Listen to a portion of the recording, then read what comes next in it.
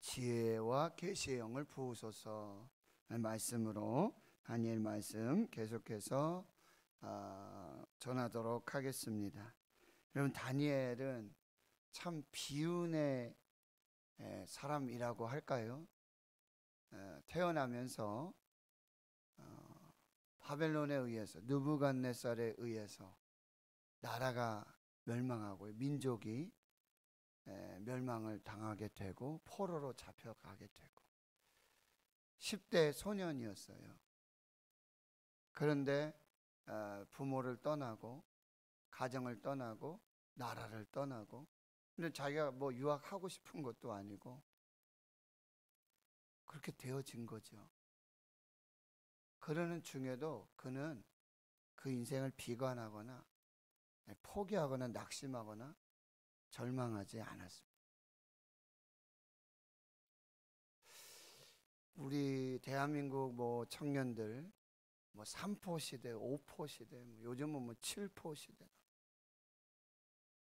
꿈이 없고 비전이 없고 헬 조선이라고 그래서 대한민국 살 곳이 못 된다, 지옥 같은 세상이다,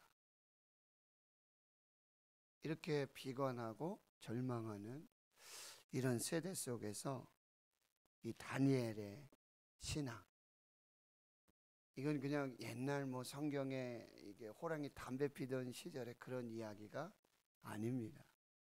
역사가 증명하고 있는 이야기이거든요. 바벨론의 이 느부갓네살 왕, 이런 왕들은 실제 역사에 분명히 존재하고 있었던 제국과 그 왕들의 이름이라고 하는 거예요. 그 시대에 하나님을 부인하고, 그리고 하나님에 대한 그런 마음도 있었을 거예요. 하나님이 살아계시는데, 하나님이 우리 유다, 이스라엘을 사랑하신다고 하는데 이게 무슨 일인가? 이걸 어떻게 받아들여야 되는가? 바벨론에 잡혀갔을 때 보면은 거기에도 아주 대단한 신전들이 있고 그 우상들이 있는데, 혹시 이 우상들, 이 신전들이 우리 하나님보다 더 능력 있고 그런 거 아닐까? 어떤 신앙의 회의와 그의 믿음의 의심들이 일어날 수 있었을 거예요. 그런데 오히려 전혀 그렇지 않았어요. 거기서 내가 믿는 하나님, 내가 섬기는 하나님, 그리고 조상적부터, 그리고 아버지, 어머니, 할아버지, 할머니 신앙 교육 받았던 그 믿음의 여정들이 더 견고하게 세워지는, 오히려 여러분, 유다와 예루살렘에서 성전에서 이런 신앙을 살았던 게 아니에요. 어제 김은진 사모님 간증 들으셨죠? 북한에 그 지하 교회에서 아버지, 어머니, 할아버지, 할머니 그 믿음을 지키고 신앙을 지키고 말씀을, 성경을, 찬송을, 우리 아이들에게도 여러분 찬송을 좀 가르쳐 줘야겠다는 생각이 많이 들었어요. 요즘 아이들 뭐 성경이 너무 많다 보니까 성경 안 들고 다니잖아요. 찬송가 몰라요. 복음성가 찬양들은 뭐 아주 박자도 현란하고 가사에 교회에서도 점차 그런 게 많지 않습니까? 찬송가 잘 안 불러요. 성도님들 여기 헌신 예배 올라오시면은 목사님들이 찬송가 앞뒤로 한 장씩 이렇게 선정해 주시고 하시잖아요. 찬송가 모르시는 분들이 있어요. 집사님들이시고. 아이들에게 성경 가르쳐야 되고 찬송 가르쳐야 되고, 그 보이부에 발각되고 나니까 아버지도 가고 어머니도 그러고 할머니 돌아가시고, 그런데 할머니가 그 성경 숨겨놨던 것도 다 불 때 어머니가 한 장씩 한 장씩. 그러고는 너의 마음에 심겨진, 너의 마음에 뿌려진 그 말씀과 찬송, 이거를 기억해내고 이 말씀 가지고, 이 한 절 말씀 가지고 불렀던 찬송, 여기 새겨진 그 말씀 찬송으로 그 환난들 그 이겨나가는 그런 신앙. 너무 부끄러웠어요. 뭐 하면 코로나 핑계 대고, 뭐 하면 이 핑계 저 핑계 하면서 예배하지 못했고, 말씀 귀하게 여기지 않았고, 찬송 부르지 않았고, 너무 회개가 됐어요.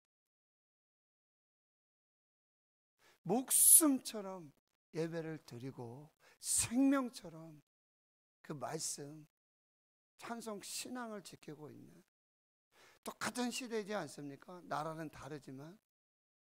그런데 우리에게 주어진 그 자유, 그 은혜는 그냥 까맣게 잊어버리고 그렇게 게으르고 나태하게 안일하게 살고 있는, 제가 너무너무 참 그분들 보기에, 그분들 이야기를 들으면서, 그 간증을 들으면서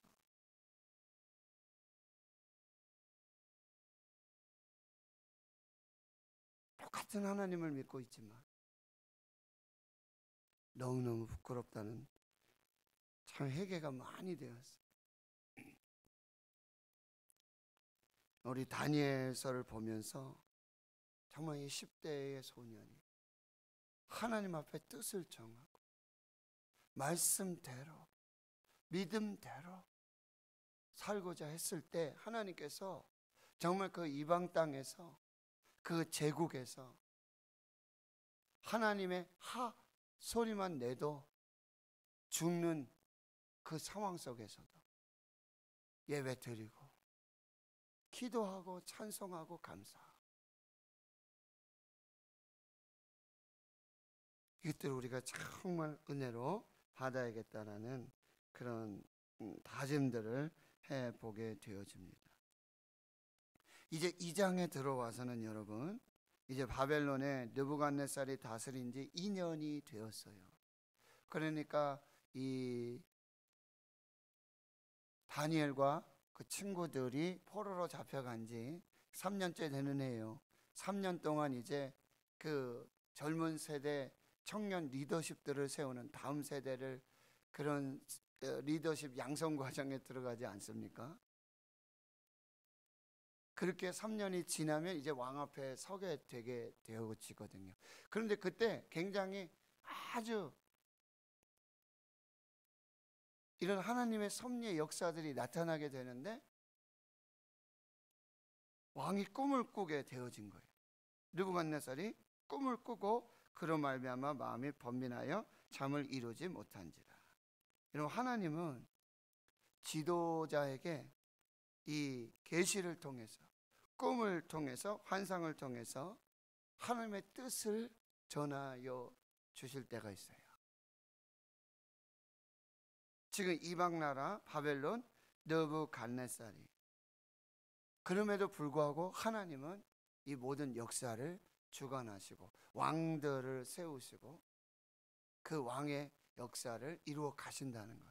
여러분, 우리가 하나님의 주권을 인정하고 하나님의 왕되심, 주되심, 그리고 하나님께서 이 나라와 민족 역사 가운데 운행하시고 경영하여 주시고, 여러분 이것을 인정하게 되면, 이것을 믿고 고백하게 되면 역사를 해석하는 눈이 달라져요. 세상을 보는 눈이 달라져요.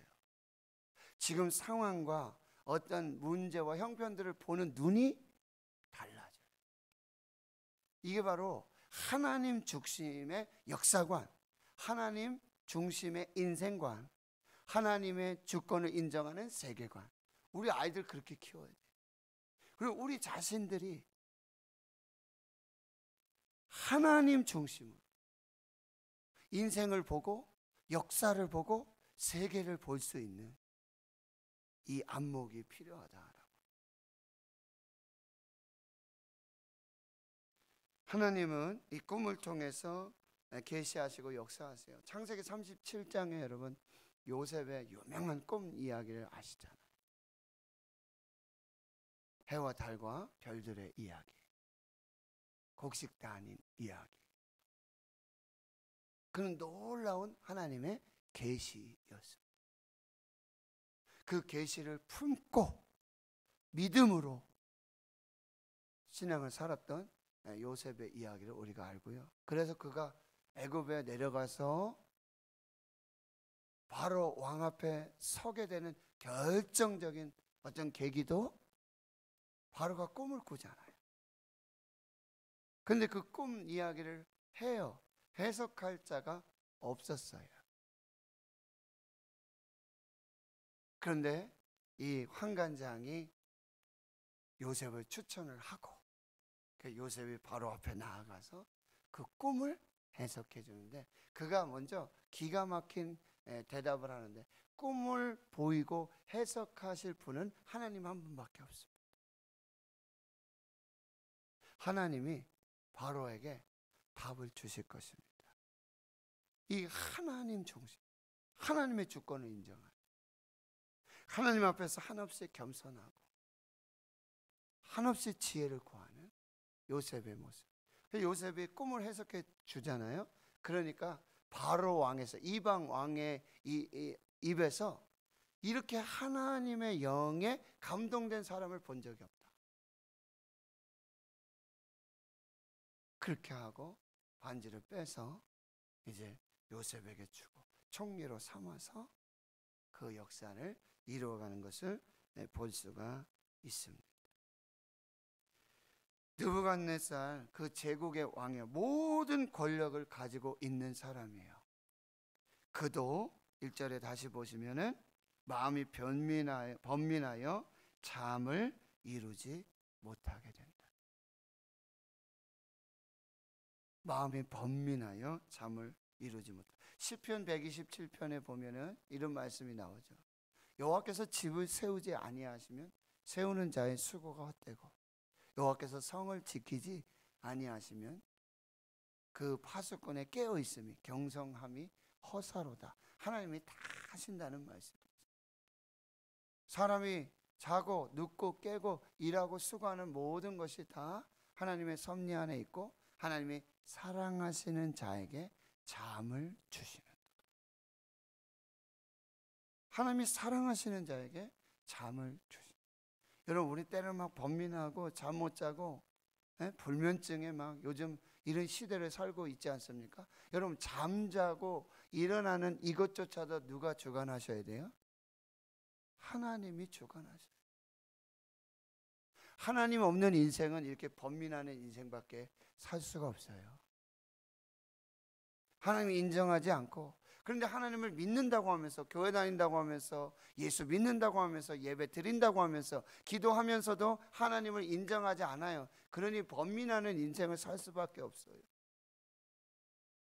내가 내 뜻대로 내가 경영을 이루어 가려고 그러고, 내 목적을 이루어 가려고 그러고, 내 이름 내려고 그러고, 내 의를 드러내려고 하고, 내 마음대로 살려고 하고, 하나님의 이름을 빙자해서, 교회를 빙자해서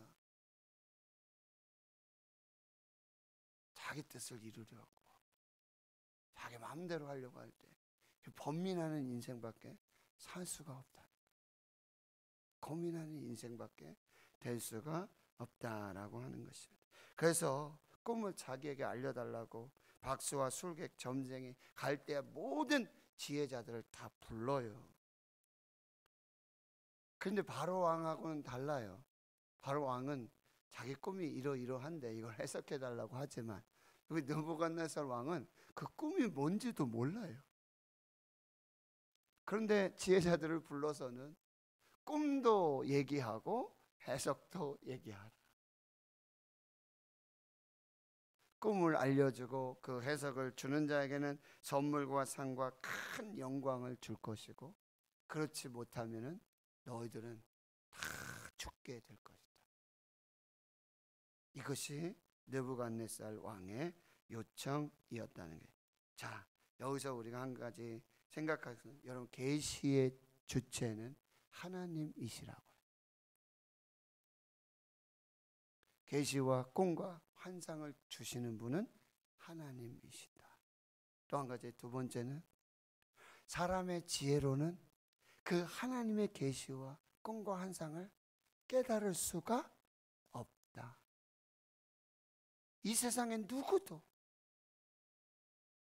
그래서 이 바벨론의 지혜자들이 계속해서 말하고 있는 것은 무엇입니까? 이것은 신들 외에는 그 꿈을 알 자도 없고 그 꿈을 해석할 자도 없습니다. 이 세상 사람들은 그 어떤 지혜로도 꿈을 알 수도 없고 해석할 수도 없습니다. 이게 인간의 한계예요. 이게 사람의 한계예요. 그래서 결국에는 뭐예요? 세 번째, 이 계시를, 이 꿈과 환상을 해석할 수 있는 것은 오직 하나님의 영에 의한 성령으로 말미암는다라고 하는 것입니다. 이것을 꼭 기억하셔야 돼요. 그래서 여러분, 성령을 의지하셔야 되고, 그럼 성령은 어떻게 역사하시는가? 기도할 때 하나님께서 성령을 부어주셔서 깨닫게 하시고 지혜와 명철을 주신다라고 하는 것. 그러니까 우리는 역사의 주관자이신 하나님 앞에서 하나님의 계시를 깨닫기 위해 하나님 앞에 지혜와 계시의 영을 부어주십시오. 이 사도 바울의 에베소 교회를 향한 기도였어요. 에베소 1장 17절에 하나님 지혜와 계시의 영을 부어주셔서 하나님이 누구신지 알게 하시고 하나님의 경영이 무엇인지 깨닫게 해주시고 하나님의 높고 크고 위대하신 그 역사들을 분별할 수 있게 해주십시오. 이게 우리의 기도의 제목이에요. 그리고 하나님은요, 자연에도 계시를 주세요. 자연에, 우주 만물 모든 것을 보면 거기에 하나님이 존재하고 계시고 하나님이 이걸 다 만드셨고 하나님이 역사하시고 운행하시는. 어제 그 할머니 말씀 들어보셨잖아요. 우린 김일성 안 믿는다. 김일성이 세상을 만들고 김일성이 우리를 먹여 살리고 김일성이 이게 다 한다 그러는데 우린 절대 그걸 믿지 않는다.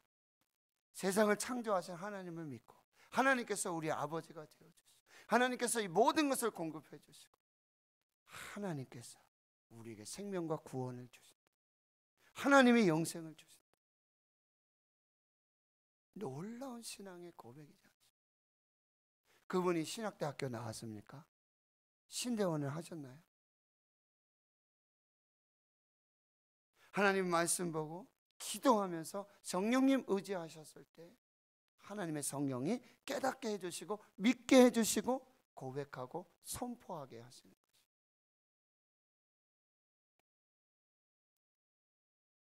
하나님은 우주 만물 속에 하나님이 누구신지 하나님의 그런 놀라운 역사를 보여주세요. 이게 자연 계시예요. 특별 계시를 주셨는데 그것이 성경입니다. 이 성경의 모든 계시가 있어요. 계시의 완성. 여기에 더하면요 이단이에요. 여기서 빼면 이단입니다. 여기에 더하면 그 악을, 그 심판을 더할 것이고 여기서 빼면 그 저주가 더하여질 것이다. 이 계시의 말씀을 읽는 자, 듣는 자, 그 가운데 기록된 대로 지키는 자가 복이 있다. 오직 여호와의 율법을 묵상하고 주야로 묵상하는 자들, 그들이 복 있는 자들이다 말씀하고 있어요. 계시의 완성, 이 성경, 여러분 이 말씀을 붙드시고 우리 권사님들이 고백하시잖아요. 말씀이 새겨지는.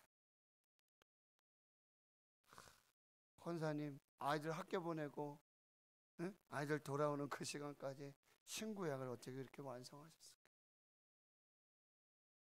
말씀을 읽으셔야 돼요, 여러분이. 그냥 이거 장식품 아니에요.